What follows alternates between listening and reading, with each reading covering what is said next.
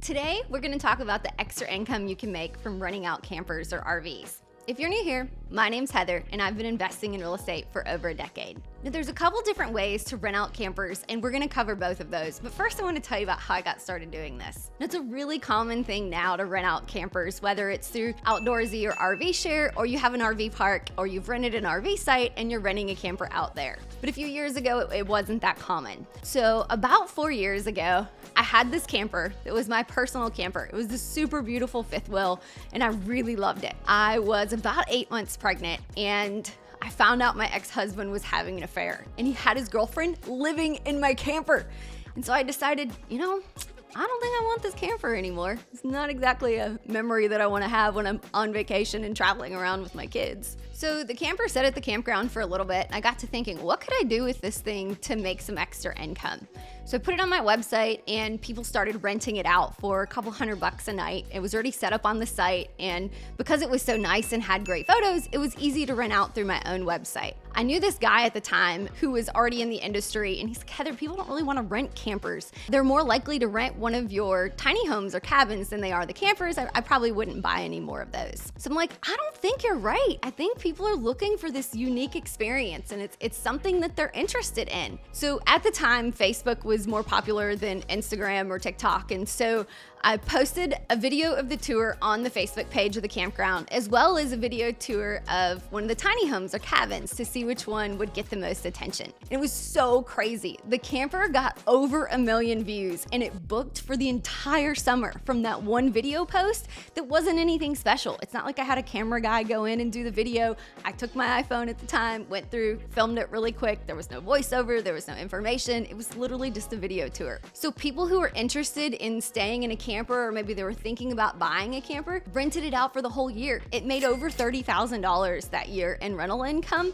just from that one video post. So I got to thinking, this is a super awesome extra stream of income for my property. So I bought 5 more, and I put them at the property, and they're taking in over $30,000 a year. Now I should back up and say that first camper was a really nice fifth wheel because it was the one that I had bought for my family to use. The ones that I purchased for the property specifically are a little different. If you want to maximize the income that you're bringing in, you want to have multiple ones of them that are the same setup so that people aren't renting one specifically, because you can optimize your occupancy better that way, as well as your pricing if you're using your own software system. And we'll link that software system below so that you understand what we're talking about. So those new ones that I bought cost me about $35,000, and they sleep 6 people. And so they're able to sleep a family really easily, or they have a nice bedroom for one person in case it's just a couple who wants to stay and have that different experience for the weekend. So just like an Airbnb or any other short-term rental that you might have, they come with linens, they come with nice mattresses, the kitchen's stocked, there's a really cool outdoor area with a patio set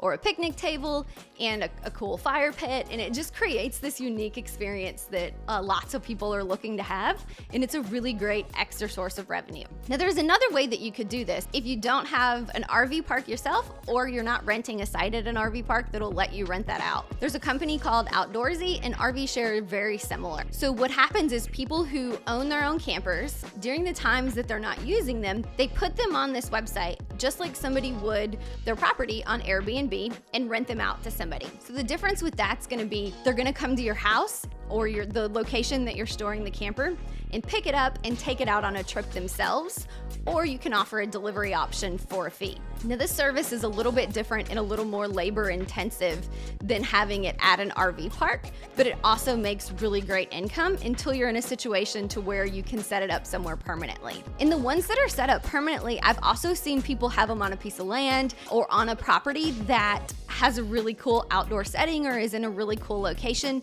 and they even put those on Airbnb, or they put them on really cool glamping sites like Glamping Hub or Hip Camp, and then they rent out really well just like an Airbnb would or any other short-term rental platform if you don't have your own website to put those on. Now I just started using Outdoorsy myself. I haven't actually had my first rental yet. I bought an Airstream over the summer, and my kids and I traveled across the country staying at all these different properties, but I'm not going to be using it for the next few months, and the RV park that I like to put these at is already full. So this week I went ahead and filled out a profile for Outdoorsy and put the camper on there, and we'll see what happens. I'll update you guys when I have a few rentals and let you know how it's going versus putting it somewhere myself and renting it out instead of having them come pick it up or delivering it to them at a different campground. You can go different ways. You could buy the newer camper that's only a couple years old so that it still looks really nice and clean and updated. I've also seen some people take some really cool older campers, especially Airstreams, and remodel them, and they look really awesome and they play into that glamping trend really well. Some of the most important things that I've noticed with renting out campers is that you want to have really high quality mattresses and linens. These people don't have campers themselves, and if you have a camper or an RV, you're well aware that the mattresses that usually come with them suck. No one wants to sleep on them, and when you're on vacation, you still want to get a really good night's sleep.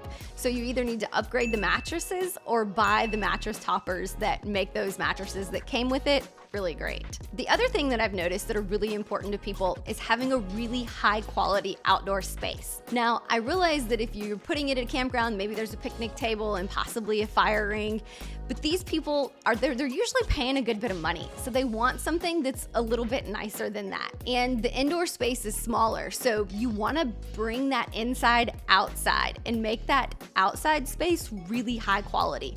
So having a great gas grill if the camper doesn't come with one, and having a really nice comfortable patio set, and having that fire pit area really cool makes all of the difference. It's also gonna look really great in your photos. Make sure that you're taking professional photos for that because they make the difference. And the more photos that you have, the more bookings you're gonna get. All in all, this has been a really great side hustle and taken in over $150,000 this year. If you enjoyed this video, please like and subscribe to my channel. And if you're currently renting out your camper or have any questions about it, please tell us in the comments below. If you want some more information on glamping resorts or RV parks themselves, click the link in the description.